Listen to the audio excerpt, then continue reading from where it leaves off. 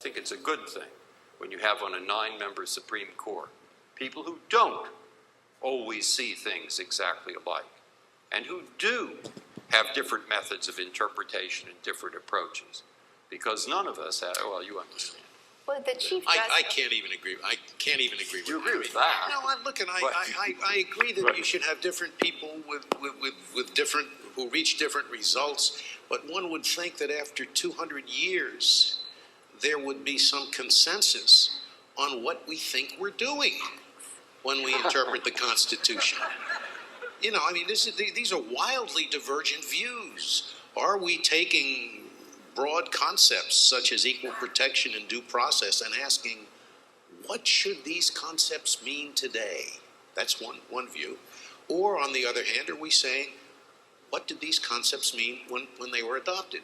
Now, as for the difficulty of figuring that out, the historical problem, yes, there is this. I'm not pretending that doing it by text and the original meaning of that text is perfect, that it's going to solve every problem.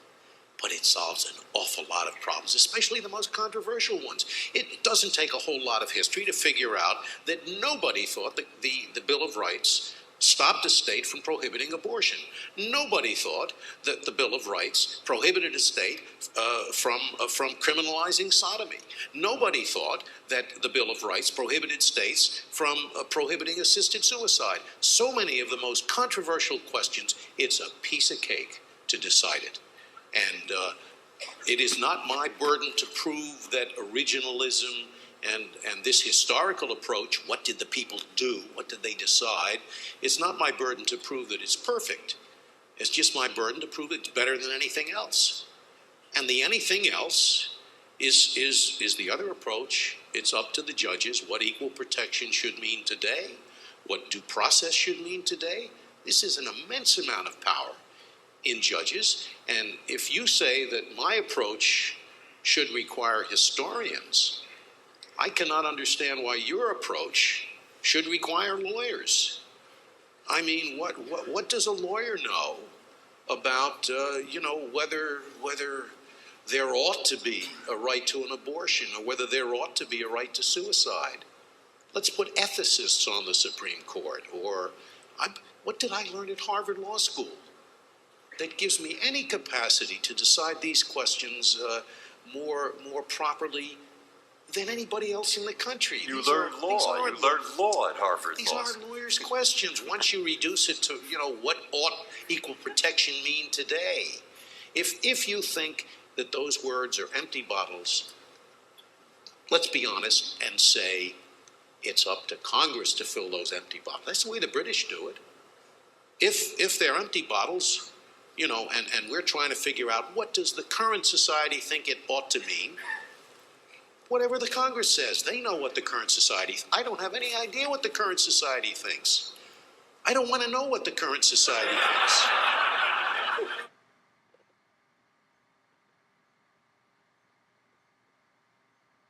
Why should unelected judges be able to invalidate laws that don't conflict with the text of the Constitution? Oh. Well, where is an example where they don't conflict with the text? I've never heard of somebody say not conflict with the text. The question is the word. Try Roe versus Wade, just for starters. Thank you. In any of the opinions, of course, you have words of the Constitution, like the 14th Amendment word liberty, or the First Amendment's word the freedom of speech, which don't explain themselves very often in difficult cases.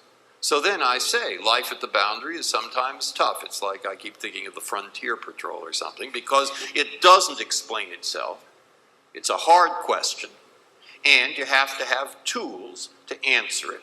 And you put your mind to it, but the bottom line, if it's unconstitutional, is going to be that it's forbidden by this word or that word or phrase or this part of the Constitution.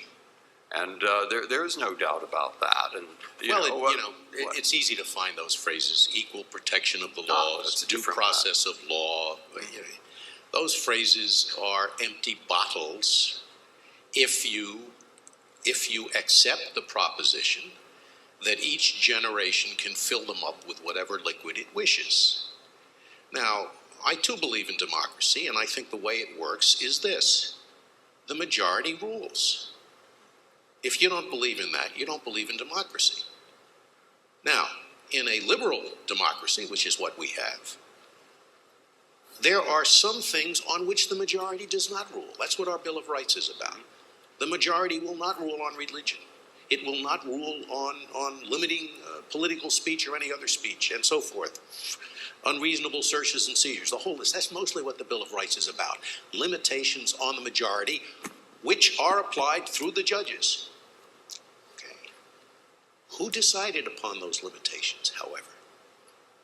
The majority. It was the majority itself that imposed those limitations in adopting the Bill of Rights. And whenever the judges go beyond the meaning understood by the society that voted for those limitations, whenever it goes beyond that original meaning, it is in effect adding to those subjects that are driven off the democratic stage. Now, there was nobody who ever thought that due process of law meant that abortion could not be prohibited. It was prohibited for 200 years. Nobody thought it was unconstitutional. Again, I'm not talking about whether it's a good or bad idea. The question is, who decides?